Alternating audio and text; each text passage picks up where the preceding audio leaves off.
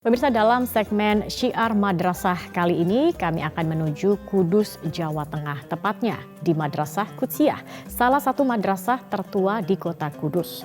Di kota Kretek, Madrasah Qudsiyah tidak serta-merta lahir dan menjadi besar, melainkan mengalami proses jatuh bangun dan lika-liku yang cukup melelahkan.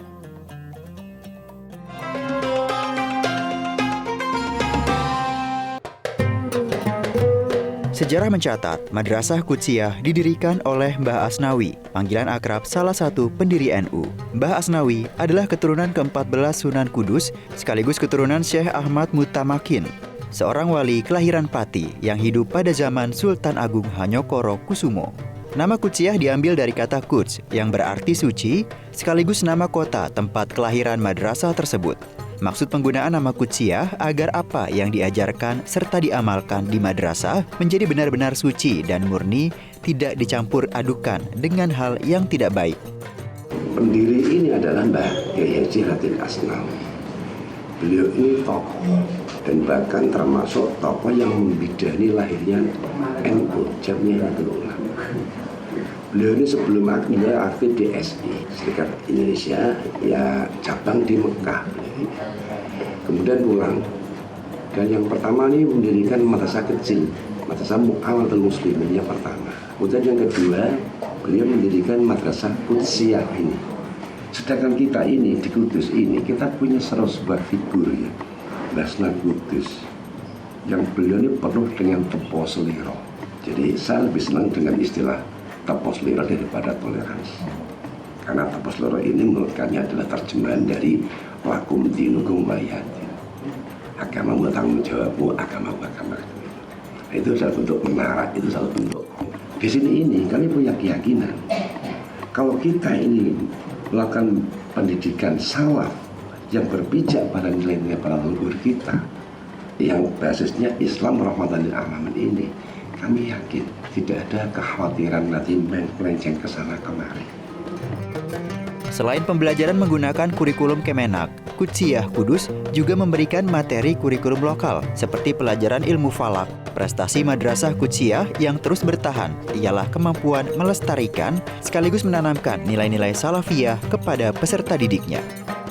Qudsiyah ini memang masih ada takhusus di mana untuk pembelajaran di muatan lokal ya, seperti falak, kemudian mata pelajaran salaf yang lain seperti ilmu-ilmu alat, ada nahwu, sorok, kemudian yang lain ada usul fikih, dan masih banyak lagi ada balaghah yang itu memang tersinergi di dalam satu konten muatan lokal, yaitu di mata pelajaran takhusus ya, sehingga di Madrasah Aliyah Qudsiyah ya, jadi memang masih banyak sejumlah pembelajaran untuk muatan-muatan salafiyahnya.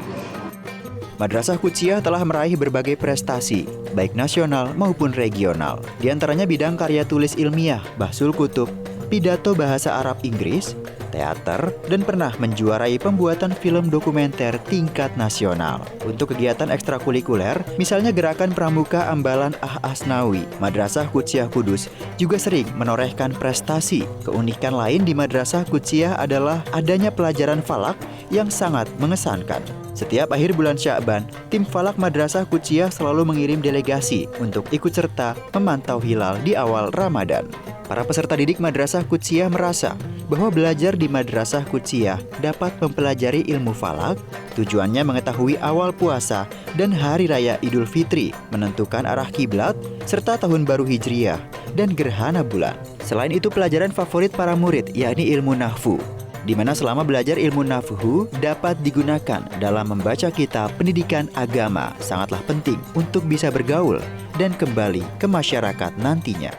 Pelajaran favorit saya di Madrasah Qudsiyah ini adalah pelajaran falak, karena pelajaran ini memiliki berbagai manfaat, yang diantaranya adalah kita dapat mengetahui menentukan arah posisi kiblat, awal waktu sholat, awal bulan baik miladiyah maupun hijriyah, dan juga kita dapat mengetahui akan terjadinya gerhana matahari dan gerhana bulan.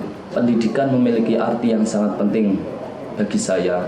Saya sadar bahwa utlubul ilma minal mahdi ilal lahdi. Carilah ilmu mulai turun dari ayunan sampai masuk ke liang lahat.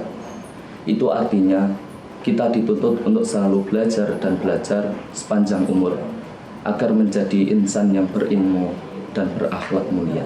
Menurut saya sendiri yang notabene seorang wanita, pendidikan sangat penting. Karena apa? Karena wanitalah yang menjadi madrasah pertama untuk pendidik anak-anaknya nanti.